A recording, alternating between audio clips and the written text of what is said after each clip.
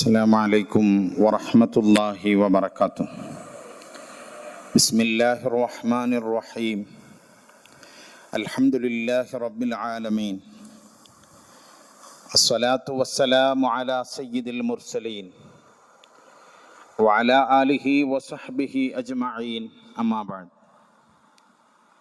ബഹുമാനമുള്ള സഹോദരന്മാരെ, പരിശുദ്ധമായ ദുൽഹിജ്ജ മാസം നമുക്ക് മുന്നിൽ സമാഗതമാവാനിരിക്കുന്ന ഒരു സന്ദർഭത്തിലൂടെയാണ് നമ്മൾ കടന്നുപോയിക്കൊണ്ടിരിക്കുന്നത്. നന്മയുടെ കേദാരമായി ഒരുപാട് സൽക്കർമ്മങ്ങൾ കൊണ്ട് ധന്യമാക്കേണ്ട പരിശുദ്ധമായ മാസമാണ് ദുൽഹിജ്ജ. നമുക്കറിയാം, പേര് സൂചിപ്പിക്കുന്നത് പോലെ തന്നെ ഈ മാസത്തിൻ്റെ ഏറ്റവും വലിയ പ്രത്യേകത മറ്റു മാസങ്ങളിലൊന്നുമില്ലാത്ത പരിശുദ്ധമായ ഹജ്ജ് കർമ്മം നടക്കുന്നത് ഈ മാസത്തിലാണ്. ഹജ്ജ് എന്ന് പറയുന്നത് ഇസ്ലാമിലെ നിർബന്ധമായ 5 കാര്യങ്ങളിൽ 5ാമത്തെ കർമ്മമാണ് ഹജ്ജ് എന്ന് പറയുന്നത്. വിശ്വാസികളെ സംബന്ധിച്ചിടത്തോളം നിർബന്ധമായ ഒരു അമലാണ് ഹജ്ജ് എന്ന് പറയുന്നത്. നമ്മൾ ചെറുപ്പം മുതലേ പഠിച്ചു വരാറുണ്ട്. ഇസ്ലാം കാര്യങ്ങൾ 5 കാര്യങ്ങൾ എണ്ണി പറയാറുണ്ട്.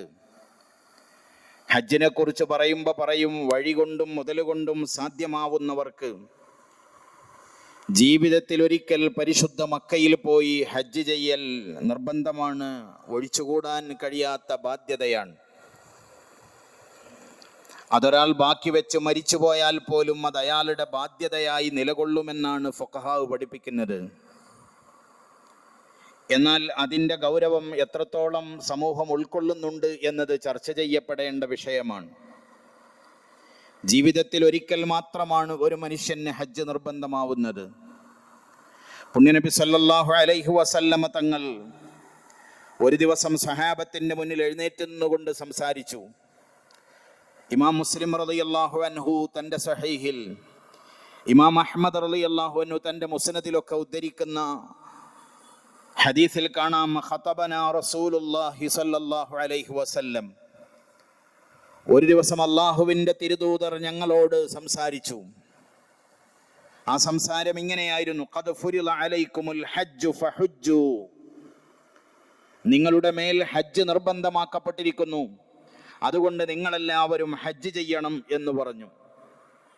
ഫഖാല റജുലുൻ, ഇത് പറഞ്ഞപ്പോൾ തന്നെ സദസ്സിൽ നിന്ന് ഒരാൾ എഴുന്നേറ്റ് നിന്നുകൊണ്ട് ചോദിച്ചു, അകുല്ല ആമിൻ യാ റസൂലല്ലാഹ്, ഞങ്ങൾ എല്ലാ കൊല്ലവും ഹജ്ജ് ചെയ്യണം, അതാണോ ഞങ്ങളുടെ മേൽ ഫർളാക്കപ്പെട്ടിട്ടുള്ളത്?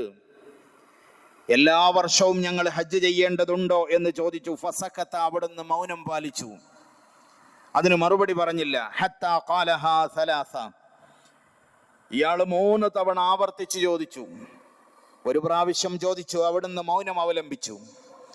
2ാമത് ചോദിച്ചു, അപ്പോഴും പ്രതികരിച്ചില്ല. 3ാമതും ചോദിച്ചു, അകുല്ല ആം, എല്ലാ കൊല്ലവും ഞങ്ങൾക്ക് ഹജ്ജ് നിർബന്ധമാണോ എന്ന് ചോദിച്ചു. ഫഖാല റസൂലുള്ളാഹി സ്വല്ലല്ലാഹു അലൈഹി വസല്ലം, 3 തവണ ചോദിച്ചപ്പോൾ അവിടുന്ന് പറഞ്ഞു, ലൗ ഖുൽതു നഅം ലവജബത്, നിങ്ങളുടെ ചോദ്യത്തിനെങ്ങാനും ഞാൻ നഅം എന്ന ഒരു മറുപടി പറഞ്ഞാൽ അത് ലവജബത്ത്, അത് നിർബന്ധമാകുമായിരുന്നു. അഥവാ എല്ലാ കൊല്ലവും ഹജ്ജ് ചെയ്യണോ എന്ന ചോദ്യത്തിന് ഞാൻ അതെ എന്ന് പറഞ്ഞാൽ എൻ്റെ റബ്ബ് അതൊരു നിയമമാക്കി നിങ്ങളുടെ മേൽ കൊണ്ടുവരും. അതുകൊണ്ടാണ് ഞാൻ നഅം എന്ന് പറയാതിരുന്നത്. വല മസ്തതഅ്തും, നിങ്ങൾക്കതിന് കഴിയൂല. ജീവിതത്തിൽ ഒരിക്കൽ തന്നെ ഹജ്ജ് നിർബന്ധമാക്കിയിട്ട് അത് ചെയ്യാൻ സാധിക്കാത്തവർക്ക് എങ്ങനെയാണ് കൊല്ലത്തിൽ പോയി ഹജ്ജ് ചെയ്യാൻ കഴിയുക? അപ്പൊ ഞാൻ ഈ ഹദീസ് വായിച്ചത് ഇതിൻ്റെ ഗൗരവം മനസ്സിലാക്കാൻ വേണ്ടിയാണ്. അത്രമേൽ വിശ്വാസികളോട് ബന്ധപ്പെട്ട് കിടക്കുന്ന, സാധ്യമാവുന്നവർക്ക് നിർബന്ധമാകുന്ന ഒരമലാണ് ഹജ്ജ് എന്ന് പറയുന്നത്. ഇത് പറഞ്ഞതിന് ശേഷം അവിടെ നിന്ന് പറഞ്ഞു, ദറൂനി മാ തറക്തുക്കും, ഇത് നമ്മളെല്ലാവരും മനസ്സിലാക്കേണ്ടതാണ്. ചില ആളുകൾ അനാവശ്യമായ സംശയങ്ങൾ ഉണ്ടാക്കാറുണ്ട്. പല വിഷയങ്ങളിലും നമ്മൾക്ക് ചോദിക്കേണ്ട സംശയങ്ങൾ ചോദിക്കണം, എന്നാൽ അതിൽ കടന്ന് അറിയാൻ വേണ്ടിയല്ല, പിന്നെ എന്തോ ആവശ്യത്തിന് വേണ്ടി ഇല്ലാത്ത സംശയങ്ങൾ ഉണ്ടാക്കി ചോദിക്കുന്ന ആളുകളുണ്ട്. അള്ളാഹുവിന്റെ പ്രവാചകർ പറഞ്ഞു, ഞാൻ നിങ്ങളുടെ മേൽ ഉപേക്ഷിച്ചിട്ട കാര്യങ്ങൾ നിങ്ങൾ ഒഴിവാക്കിയേക്കാം. നിങ്ങൾ എന്നോട് അതിനോട് കുത്തി നിങ്ങൾ ചോദിക്കാൻ വരരുത്. ഹജ്ജ് നിർബന്ധമാണ്, അത് കൊല്ലത്തിലുണ്ടോ അത് മാസത്തിലുണ്ടോ എന്ന് ചോദിക്കേണ്ട ആവശ്യമില്ല. ഫഇന്നമാ ഹലക മൻ കാന ഖബ്ലകും ബികസ്റത്തി സുആലിഹിം. നിങ്ങളുടെ പൂർവികരായ ആളുകൾക്ക് നാശം വരാനുള്ള ഒരു കാരണം അവരുടെ അധിക ചോദ്യമായിരുന്നു. നമ്മളൊരു വിഷയത്തിൽ ഇടപെടുമ്പോൾ അധികരിച്ചുകൊണ്ട് ഇല്ലാത്ത സംശയങ്ങൾ ഉണ്ടാക്കിയിട്ട് ചോദിക്കേണ്ട ആവശ്യമില്ല. അറിയേണ്ട കാര്യങ്ങൾ ചോദിക്കണം. അറിയാത്ത കാര്യങ്ങൾ, നമുക്കറിയേണ്ടതില്ലാത്ത വിഷയങ്ങൾ നമ്മൾ ഇടപെടേണ്ടതില്ല. അപ്പോൾ അള്ളാഹുവിന്റെ തിരുദൂതർ ഇങ്ങനെ പറഞ്ഞു. ഏതായിരുന്നാലും ആ പരിശുദ്ധമായ ഹജ്ജ് വിശ്വാസികൾക്ക് നിർബന്ധമാണ്. ഈ ഹജ്ജുമായി ബന്ധപ്പെട്ടുകൊണ്ട് ചില അബദ്ധ ധാരണകൾ മനസ്സിലാക്കി വെച്ചവരുണ്ട്. എന്താണ് ചില ധാരണകൾ? ഒരു മനുഷ്യന്റെ എല്ലാ ബാധ്യതകളും കഴിഞ്ഞ് ഫ്രീ ആയിരിക്കുമ്പോഴാണ് ഹജ്ജ് ചെയ്യേണ്ടത്. ചിലർ ധരിച്ചു വെച്ച ഒരു വിഷയമാണത്. ഒരാൾക്ക് ഹജ്ജ് നിർബന്ധമാവണമെങ്കിൽ അയാളുടെ എല്ലാ ബാധ്യതയും, ഇനി അയാളോട് ചോദിച്ചു എന്ന് വിചാരിക്കുക, എന്താ നിങ്ങളുടെ ബാധ്യത? അപ്പൊ അയാൾ പറയും, 2 മക്കൾ പഠിക്കുന്നുണ്ട്, വേറെ 2 പെൺകുട്ടികളുടെ കല്യാണം നടക്കാനുണ്ട്, അതല്ലെങ്കിൽ മറ്റെന്തെങ്കിലുമൊക്കെ അയാളുടെ ചുറ്റുപാടുകളെ കുറിച്ച് പറയും. ഇതൊന്നും ഹജ്ജിന് തടയുന്ന ബാധ്യതകളല്ല. ഒരാളുടെ വിവാഹം, ഒരു മകളുടെ വിവാഹം, അതിന്റെ പേരിൽ ഇസ്ലാം ഒരാളുടെ മേൽ ഒരു ബാധ്യതയും അടിച്ചേൽപ്പിച്ചിട്ടില്ല. മകന്റെ വിവാഹം, അതല്ലെങ്കിൽ മറ്റുള്ള വിഷയങ്ങൾ, ഇതിലെവിടെയാണ് ഒരു മനുഷ്യന് ഹജ്ജിന് പോവാതിരിക്കാനുള്ള കാരണമുള്ളത്? അപ്പൊ വെറുതെ ആരോ പറഞ്ഞു പഠിപ്പിച്ചു വെച്ച ചില അബദ്ധങ്ങളാണത്. എല്ലാ ബാധ്യതകളും കഴിഞ്ഞ് ഫ്രീ ആയി, അഥവാ ഒന്നിനും സാധ്യമാവാത്ത, നടക്കാനും ഇരിക്കാനും ഒക്കെ പറ്റാത്ത പ്രായമാവുമ്പോൾ ചെയ്യേണ്ട അമലാണ് ഹജ്ജ് എന്ന് ചിലരെങ്കിലും ധരിച്ചു വെച്ചിട്ടുണ്ട്. അത് അബദ്ധമാണ്. ഒരു മനുഷ്യൻ എപ്പോഴാണോ ഹജ്ജിന് സാധ്യമാവുക, പ്രായപൂർത്തിയെത്തിയതിനു ശേഷം അവന് സാമ്പത്തികമായും ശാരീരികമായും ഒരു ഹജ്ജ് ചെയ്യാനുള്ള കഴിവ് എപ്പോഴാണോ അയാൾക്ക് വരുന്നത്, ആ സമയത്ത് അയാൾ ഹജ്ജ് ചെയ്യണം. ഒരു ചെറുപ്പക്കാരനെ സംബന്ധിച്ചിടത്തോളം പ്രായമായ ഒരാളെക്കാൾ ഹജ്ജിന്റെ അമാലുകളോട് പൊരുത്തപ്പെടാൻ അയാൾക്ക് നന്നായി സാധിക്കും. അയാൾ ഒട്ടും അത് താമസിപ്പിച്ചിടേണ്ടതില്ല. അതിന് അയാളുടെ മറ്റൊന്നും അയാൾക്ക് തടസ്സമല്ല. ആ രീതിയിൽ ഹജ്ജുമായി ബന്ധപ്പെട്ടുകൊണ്ട് നമ്മൾ അതിനോട് ചേർന്നു നിൽക്കൽ അത്യാവശ്യമാണ്, പ്രത്യേകിച്ച് ഈ കാലഘട്ടത്തിൽ. എന്തുകൊണ്ടാണ് ഹജ്ജിന്റെ വിഷയത്തിൽ മാത്രം ഇങ്ങനെ വരുന്നത്? പലപ്പോഴും നമ്മൾക്ക് തോന്നിയത്, മനസ്സിലായത്, ഹജ്ജിന്റെ മഹത്വം മനസ്സിലാവാത്തത് കൊണ്ടാണ്. ഹജ്ജിന്റെ വലിയ ഒരു പ്രത്യേകത, പുണ്യനബി സല്ലല്ലാഹു അലൈഹി വസല്ലമ തങ്ങൾ പറഞ്ഞു, 3 കാര്യങ്ങൾ മുമ്പുള്ളതിനെ മുഴുവനും പൊളിച്ചു കളയുന്നതാണ്. 3 കാര്യങ്ങൾ. അന്നൽ ഇസ്ലാമ യഹ്ദിമു മാ കാന ഖബ്ല. ഒരാൾ ഇസ്ലാമിലേക്ക് കടന്നു വന്നു, ഈ സമയം അയാൾ മുസ്ലിമായി എന്ന് വിചാരിക്കാം. അയാൾ കഴിഞ്ഞ സെക്കൻഡ് വരെ ചെയ്തു പോയ എല്ലാ പാപങ്ങളും അയാളിൽ നിന്ന് പൊളിച്ചെഴുതി അയാളുടെ കിതാബ് ശൂന്യമാണ്. തെറ്റിന്റെ കിതാബിൽ ഒരു പോയിന്റ് പോലും ബാക്കി ഉണ്ടാവില്ല ഒരാൾ ഇസ്ലാമിലേക്ക് വന്നാൽ. അപ്പൊ മുമ്പുള്ളതിനെ പൊളിച്ചു കളയും ഒരാൾ ഇസ്ലാമിലേക്ക് വന്നാൽ. സ്വഹാബത്തിൽപ്പെട്ട പലരും മുമ്പ് പരിശുദ്ധ ഇസ്ലാമിലെ അംഗങ്ങളായിരുന്നില്ല. അവർ വന്നു. ചില ആളുകൾ വന്നിട്ട് പറഞ്ഞു, നബിയെ, ഞാൻ വലിയ തെറ്റുകുറ്റങ്ങൾ ചെയ്തിട്ടുണ്ട്. 8 മക്കളെ കൊന്ന ഒരു മനുഷ്യൻ വന്നു തിരുദൂതർ സല്ലല്ലാഹു അലൈഹി വസല്ലമ തങ്ങളുടെ അടുത്ത്. ഞാൻ എൻ്റെ 8 പെൺകുട്ടികളെ കൊന്നിട്ടുണ്ട്. അള്ളാഹുവിന്റെ പ്രവാചകർ അയാൾ ആശ്വസിപ്പിച്ചു, എന്തിന് പ്രയാസപ്പെടണം, ഇസ്ലാമിൽ വരലോടുകൂടെ നിന്റെ ഇന്നലകൾ മായ്ക്കപ്പെട്ടിരിക്കുന്നു, നിരാശപ്പെടാതിരിക്കുക. അപ്പൊ ഇസ്ലാമിലേക്ക് കടന്നു വരുന്ന ഒരാളുടെ മുമ്പുള്ള പാപങ്ങൾ മുഴുവനും പൊളിച്ചു കളയും. രണ്ടാമത് അവിടെ നിന്ന് പറഞ്ഞു, ഇന്നൽ ഹിജ്റത തഹ്ദിമു മാ കാന ഖബ്ലഹാ. ഹിജ്റ, വിശ്വാസത്തിന് വേണ്ടി, ഈമാൻ നിലനിർത്താൻ വേണ്ടി ഒരു മനുഷ്യൻ വേറെ ഒരു ലക്ഷ്യവും അയാളുടെ മുന്നിലില്ല. അയാൾ തന്റെ നാടും വീടും ഒക്കെ വിട്ടുകൊണ്ട് പോവുകയാണ്. ഒരേ ഒരാവശ്യത്തിന്, എനിക്ക് മുഅ്മിനായി ജീവിക്കണം. അങ്ങനെ ഹിജ്റ പോകുന്ന ഒരു മനുഷ്യൻ, അവന്റെ ഇന്നലകൾ മായ്ക്കപ്പെടുക തന്നെ ചെയ്യും. മഹാന്മാരായ മുഹാജിറുകൾ ഇതിന് ഏറ്റവും വലിയ ഉദാഹരണമാണ്. മൂന്നാമത് അവിടെ നിന്ന് പറഞ്ഞു, അന്നൽ ഹജ്ജ യഹ്ദിമു മാ കാന ഖബ്ല. ഒരു ഹജ്ജ്, സ്വീകാര്യമായ ഒരു ഹജ്ജ്. നമ്മൾ ഓരോരുത്തരും ഒരുപാട് തെറ്റുകളിൽ മുഴുകിപ്പോയവരുണ്ടാവാം. അടുത്ത വർഷം ഹജ്ജിന് ഇപ്പൊ കരുതണം, അഥവാ അതിനുള്ള ഒരു തയ്യാറെടുപ്പ് നമ്മൾ നടത്തണം. കുറെ സമ്പത്തുണ്ടായത് കൊണ്ട് കാര്യമില്ല. അതിനുള്ള ഒരു തയ്യാറെടുപ്പ് നമ്മൾ നടത്തിയാൽ ആ ഒരു ലക്ഷ്യം അള്ളാഹു പൂർത്തീകരിച്ചു തരും. അങ്ങനെ ഒരു മനുഷ്യൻ ഒരു ഹജ്ജ് ചെയ്താൽ, സ്വീകാര്യമായ ഒരു ഹജ്ജ് ചെയ്യുമ്പോ അവന്റെ ഇന്നലകൾ മുഴുവനും മായ്ക്കപ്പെടുമെന്ന് മുഹമ്മദുർ റസൂലുള്ളാഹി സ്വല്ലല്ലാഹു അലൈഹി വസല്ലം ഒന്നുകൂടെ വിശദീകരിച്ചുകൊണ്ട് അവിടെ നിന്ന് പറഞ്ഞു, ഒരു മനുഷ്യൻ ഹജ്ജിന് പോകുമ്പോ അവന്റെ കിതാബിൽ ഒരുപക്ഷെ ഒരുപാട് പാപങ്ങൾ ഉണ്ടാവാം. എന്നാൽ ഹജ്ജും കഴിഞ്ഞ് തിരിച്ചു വരുന്ന ആ ഒരു മനുഷ്യന്റെ നിർമ്മല ഹൃദയത്തെ അള്ളാഹുവിന്റെ പ്രവാചകർ സല്ലല്ലാഹു അലൈഹി വസല്ലം വർണ്ണിക്കുന്നത് ഹദീസിന്റെ ഗ്രന്ഥങ്ങളിൽ കാണാം. നോക്കൂ നിങ്ങൾ, ഇമാം ബുഖാരി തങ്ങൾ ഉദ്ധരിക്കുന്നു, മൻ ഹജ്ജ ലില്ലാഹ്, ഏതൊരമൽ ചെയ്യുമ്പോഴും നമ്മളുടെ കരുത്ത് ലില്ലാഹി തആല എന്നാണ്. നിസ്കാരത്തിന് വേണ്ടി നമ്മൾ നിന്നാൽ ലില്ലാഹി തആല, നോമ്പിന്റെ നിയ്യത്ത് വെക്കുമ്പോഴും നമ്മൾ പറയും ലില്ലാഹി തആല, ഹജ്ജിന്റെ നിയ്യത്ത് വെക്കുമ്പോഴും നമ്മൾ പറയും ലില്ലാഹി തആല, അല്ലാഹുവിന് വേണ്ടി. ആരെങ്കിലും ഒരു ഹജ്ജ് ചെയ്താൽ ഫലം യർഫുസ് വലം യഫ്സുഖ്, അവൻ അശ്ലീലങ്ങളൊന്നും പ്രവർത്തിച്ചില്ല. ഇഹ്റാം ചെയ്തതിന് ശേഷം ഇഹ്റാം കൊണ്ട് ഹറാമാവുന്ന ഒന്നും അയാൾ ചെയ്തില്ല. അയാളുടെ ഭാര്യയെ അയാൾ വൈകാരികമായി സമീപിച്ചില്ല. അയാൾ ഒരനാവശ്യവും പ്രവർത്തിച്ചില്ല. ഒരു തിന്മയും അയാൾ ചെയ്തില്ല. പരിപൂർണമായി ഒരാൾ ഒരു ഹജ്ജ് ചെയ്താൽ അവന്റെ ഉമ്മ അവനെ പ്രസവിച്ച ദിവസം അവന്റെ ഹൃദയം എത്ര നിർമ്മലമായിരുന്നുവോ, എത്ര സംശുദ്ധമായിരുന്നുവോ, അതുപോലെ പരിപൂർണ ശുദ്ധിയോടുകൂടെ ആയിരിക്കും ഹജ്ജ് കഴിഞ്ഞ ഒരു ഹാജി തിരിച്ചു വരുന്നതെന്ന് മുഹമ്മദുർ റസൂലുള്ളാഹി സ്വല്ലല്ലാഹു അലൈഹി വസല്ലം. എന്ന് മാത്രമല്ല, ആ മബ്റൂറായ ഹജ്ജിന് ലൈസ ലഹു ജസാഉൻ ഇല്ലൽ ജന്ന, സ്വർഗമല്ലാതെ പ്രതിഫലവുമില്ല. ഇത്രയും പരിശുദ്ധമായ ഒരു അമലായിട്ട് പോലും പലരും അതിൽ നിന്ന് മാറി നിൽക്കുന്നത് വളരെ ഖേദകരമാണ്.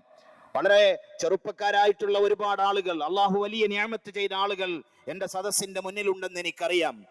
നമ്മൾ ഹജ്ജിന് വേണ്ടിയിട്ട് നമ്മളുടെ മനസ്സും ശരീരവും നമ്മൾ ഒരുക്കി തയ്യാറാക്കണം. അതിന് എന്തൊക്കെ സാധ്യതകൾ ആരായാൻ കഴിയുമോ അതൊക്കെയും ആരാഞ്ഞ് അടുത്ത കാലങ്ങളിൽ തന്നെ ഹജ്ജ് ചെയ്യാൻ നമ്മൾ മുന്നോട്ട് വരണം. കാരണം ഒരു ഹാജിക്ക് ലഭിക്കുന്ന വലിയൊരവസരം എന്ന് പറയുന്നത് അള്ളാഹുവിന്റെ വിരുന്നുകാരനാവാൻ കഴിയുക എന്നതാണ്. അല്ലെ, സാധാരണ ഹാജിമാരെ സ്വീകരിച്ചുകൊണ്ട് ബോർഡുകൾ പ്രത്യക്ഷപ്പെടാറുണ്ട്, അള്ളാഹുവിന്റെ വിരുന്നുകാർക്ക് സ്വാഗതം. അത് കേവലം ഒരു വാക്കല്ല. പുണ്യനബി സല്ലല്ലാഹു അലൈഹി വസല്ലമ തങ്ങൾ പറഞ്ഞു, വഫ്ദുല്ലാഹി സലാസ, അള്ളാഹുവിന്റെ വിരുന്നുകാർ 3 വിഭാഗം ആളുകളാണ്. 3 ആളുകൾ അള്ളാഹുവിന്റെ വിരുന്നുകാരാണ്. ഒന്ന് അൽ ഹാജ്, ഹജ്ജ് ചെയ്യുന്നവർ. 2 വൽ മുഅ്തമിർ, ഉംറ ചെയ്യുന്നവർ. ഉംറയും ഒരു മനുഷ്യന് ജീവിതത്തിൽ ഒരിക്കൽ നിർബന്ധമായ കർമ്മമാണ്. ഹജ്ജ് ചെയ്യാനോ അവസരം കിട്ടിയില്ലെങ്കിൽ ഉംറ ചെയ്യാനുള്ള അവസരമെങ്കിലും നമ്മൾ ഉപയോഗപ്പെടുത്തണം. ഹജ്ജ് ചെയ്യുന്നവൻ അള്ളാഹുവിന്റെ വിരുന്നുകാരനാണ്, ഉംറ ചെയ്യുന്നവൻ അള്ളാഹുവിന്റെ വിരുന്നുകാരനാണ്. വൽ ഗാസി, അള്ളാഹുവിന്റെ മാർഗത്തിൽ ധർമ്മസമരം നടത്തുന്നവരും അള്ളാഹുവിന്റെ വിരുന്നുകാരനാണ്. വിരുന്നുകാരൻ എന്ന് പറഞ്ഞാൽ ആരാണ്?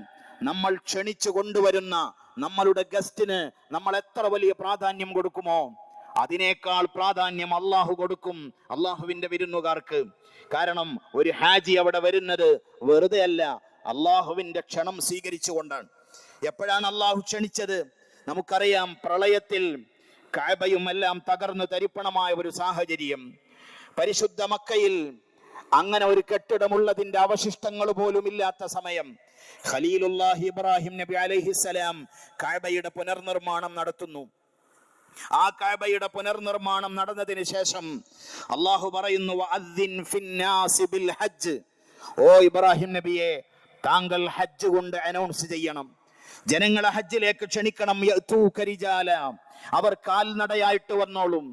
എന്ന് മാത്രമല്ല, വഅലാ കുല്ലി ളാമിരിൻ യഅ്തീന മിൻ കുല്ലി ഫജ്ജിൻ അമീഖ്, മെലിഞ്ഞ ഒട്ടകപ്പുറത്തോ അല്ലെങ്കിൽ മലമ്പാതകൾ താണ്ടിയോ വൻകരകൾ താണ്ടിയോ ആകാശ ലോകത്തൂടെ പറന്നോ അവരിവിടെ വന്നോളും. അവരെങ്ങനെ വരുമെന്ന് നിങ്ങൾ ആലോചിക്കണ്ട, നിങ്ങൾ വിളിച്ചു പറയണമെന്ന് അല്ലാഹു തആല ഖലീലുല്ലാഹി ഇബ്രാഹിം നബി അലൈഹിസ്സലാമിനോട് പറയുന്നു. മഹാനായ ഇബ്രാഹിം നബി അലൈഹിസ്സലാം പറയുന്നു, യാ റബ്ബി വകൈഫ ഉബല്ലിഗുന്നാസ്, അല്ല പടച്ചവനെ, ഞാൻ എങ്ങനെ ജനങ്ങളെ അറിയിക്കും? സംവിധാനങ്ങൾ ഏതുമില്ലാത്ത കാലത്ത് ഞാൻ എങ്ങനെയാണ് ഇക്കണ്ട ലോകത്ത് മുഴുവനും ഇത് അറിയിക്കുക? അള്ളാഹു പറയുന്നു, നാദി വഅലൈനൽ ബലാഗ്, നിങ്ങൾ വിളിച്ചു പറഞ്ഞാൽ മതി, എത്തിക്കുന്ന ദൗത്യം നമ്മളുടേതാണ്. അന്ന് മഹാനായ ഖലീലുല്ലാഹി ഇബ്രാഹിം നബി അലൈഹിസ്സലാം വിളിച്ചു പറഞ്ഞ ആ വിളിയാളം എവിടെയൊക്കെ പ്രകമ്പനം കൊണ്ടുവോ, ആരുടെയൊക്കെ ഗർഭപാത്രത്തിൽ ഖിയാമത്ത് നാൾ വരെ ജനിക്കാനിരിക്കുന്ന മക്കത്തെത്തേണ്ട സർവരുടെയും കാതുകളിൽ ആ വിളി കേട്ടു എന്നാണ് തഫ്സീറിന്റെ ഗ്രന്ഥങ്ങളിലുള്ളത്. ആ വിളി കേട്ടവരിൽ നമ്മളും ഉണ്ടാവണം. നമ്മളുടെ മനസ്സിലും അവിടെ ഹജ്ജ് നടക്കുമ്പോ നമ്മളുടെ മനസ്സിലും ഉണ്ടാവണം, അതിലൊരു ബിന്ദുവായി അടുത്ത കൊല്ലമെങ്കിലും ഞാനും ഉണ്ടാവണം. അതിനുള്ള വഴികൾ നമ്മൾ ഇപ്പോൾ തന്നെ ഒരുക്കാൻ വേണ്ടി ശ്രമിക്കണം. മറ്റെല്ലാത്തിനും നമ്മൾ സംവിധാനങ്ങൾ ഒരുക്കുന്നത് പോലെ എൻ്റെ ജീവിതത്തിൽ ഞാനിനി എത്ര കാലം ഉണ്ടാകുമെന്നറിയില്ല. ആരോഗ്യമുള്ള സമയത്ത് ആ പരിശുദ്ധ ഭൂമിയിൽ പോയി ലബ്ബൈക് അല്ലാഹുമ്മ ലബ്ബൈക് എന്ന് അള്ളാഹുവിന്റെ ക്ഷണത്തിന് മറുപടി കൊടുക്കാൻ എനിക്ക് സാധ്യമാവണം എന്ന് ഓരോരുത്തരും മനസ്സിൽ കരുതണം. അള്ളാഹു നമ്മൾക്ക് അതിന് തൗഫീക്ക് നൽകട്ടെ. ഈ വർഷം ഹജ്ജിന് പോകുന്ന ഹാജിമാർക്ക് യാതൊരു പ്രയാസങ്ങളുമില്ലാതെ മഖബൂലും മബ്റൂറുമായ ഹജ്ജും ഉംറയും സിയാറയും ചെയ്യാൻ അള്ളാഹു വഴികൾ എളുപ്പമാക്കി കൊടുക്കട്ടെ. വളരെ അടുത്ത കാലത്ത് തന്നെ പുണ്യഭൂമിയിൽ പോവാൻ അള്ളാഹു നമ്മൾക്ക് തൗഫീക്ക് തരട്ടെ. ഇന്നത്തെ കളക്ഷൻ നടക്കുന്നത് നമുക്കറിയാം. നമ്മുടെ മദ്രസ വളരെ ഭംഗിയായി നടന്നുകൊണ്ടിരിക്കുകയാണ്. ഞാൻ കഴിഞ്ഞ വെള്ളിയാഴ്ചകളിലൊക്കെ സൂചിപ്പിച്ചതുപോലെ നമ്മുടെ മദ്രസയുടെ വിജയവും മറ്റുമൊക്കെ കണ്ടിട്ട് ഒരുപാട് കുരുന്നു മക്കൾ നമ്മുടെ മദ്രസയിലേക്ക് വന്നുകൊണ്ടിരിക്കുന്നു. സ്ഥലപരിമിതി കൊണ്ട് പ്രയാസപ്പെടുകയാണ് നമ്മുടെ പ്രിയപ്പെട്ട സ്ഥാപനം. അതുകൊണ്ട് തന്നെ മാനേജ്മെന്റ് കമ്മിറ്റി വളരെ യുദ്ധകാലാടിസ്ഥാനത്തിൽ ചില നിർമ്മാണ പ്രവർത്തികൾ നടത്തിക്കൊണ്ടിരിക്കുകയാണ്. ഏകദേശം 2.5-3 ലക്ഷം രൂപയോളം അടിയന്തിരമായി ആ വർക്കുകൾക്ക് അനിവാര്യമായി വന്നിരിക്കുന്നു. ഇന്നെല്ലാവർക്കും ഒരു ജാരിയായ സ്വതക്ക, എന്നും നിലനിൽക്കുന്ന സ്വതക്ക, അതിനേക്കാൾ മഹത്വമുള്ള ഒരു സ്വതക്ക വേറെയില്ല. മറ്റെന്തിനേക്കാളും പ്രാധാന്യമുള്ള സ്വതക്കയാണ് ജാരിയായ സ്വതക്ക. കുഞ്ഞുമക്കൾ ഇൽമു പഠിക്കാൻ ബെഞ്ചും ഡെസ്കും അടക്കം നിർമ്മാണം ഇന്ന് ആരംഭിച്ചു കൊണ്ടിരിക്കുകയാണ്. ആയതുകൊണ്ട് ഇന്ന് നിങ്ങൾ തിരിച്ചു പോകുമ്പോ ഞാൻ മരിച്ചാലും ഇൽമിന്റെ മാർഗത്തിൽ കൊടുത്ത ഒരു സ്വതക്ക എന്റെ ഖബറിലേക്ക് വന്നുകൊണ്ടേയിരിക്കണം എന്ന നിയ്യത്തോടുകൂടെ നല്ല ഒരു സ്വതക്ക കമ്മിറ്റി ഭാരവാഹികൾ പുറത്തുനിന്ന് നിങ്ങളോട് ചോദിക്കുമ്പോൾ ആ മദ്രസയുടെ നിർമ്മാണ പ്രവർത്തനത്തിന്, നമ്മുടെ പള്ളിയുടെ പ്രവർത്തനത്തിന് വേണ്ടി എല്ലാവരും കൊടുക്കണമെന്ന് വളരെ സ്നേഹത്തോടുകൂടി ആവശ്യപ്പെടുകയാണ്. ഇന്ന് മഗ്‌രിബ് നമസ്കാരാനന്തരം നമ്മുടെ മദ്രസയിലെ പ്രവേശനോത്സവം നടക്കുകയാണ്. കുരുന്നുമക്കൾ ആദ്യാക്ഷരം പഠിക്കാൻ വേണ്ടി മദ്രസയിലേക്ക് വരുന്ന ഈ ദിവസം റഹ്മത്തിന്റെ മലക്കുകൾ അവരെ സ്വീകരിക്കുമ്പോൾ നമ്മളും ആ കൂട്ടത്തിൽ ഉണ്ടാവണം. സാധ്യമാവുന്ന എല്ലാവരും മഗ്‌രിബ് ജമാഅത്തിന് പള്ളിയിൽ വന്ന് ആ പരിപാടിയിൽ പങ്കെടുക്കണമെന്നുകൂടെ ഓർമ്മിപ്പിച്ചുകൊണ്ട് വആഖിറു ദഅവാനാ അൽഹംദുലില്ലാഹി റബ്ബിൽ ആലമീൻ. വസ്സലാമു അലൈക്കും വറഹ്മത്തുള്ളാഹി വബറകാതുഹു.